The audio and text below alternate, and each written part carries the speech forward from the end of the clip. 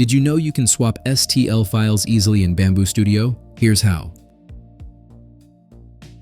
This is the original model that was created in FreeCAD. To export it as an STL file, select the latest feature and go to File.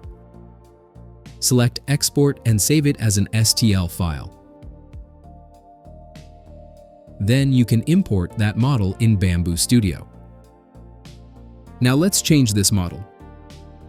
Let's go back to FreeCAD and remove this center hole from the model. This was done by editing the sketch and deleting the circle. The center hole has been removed.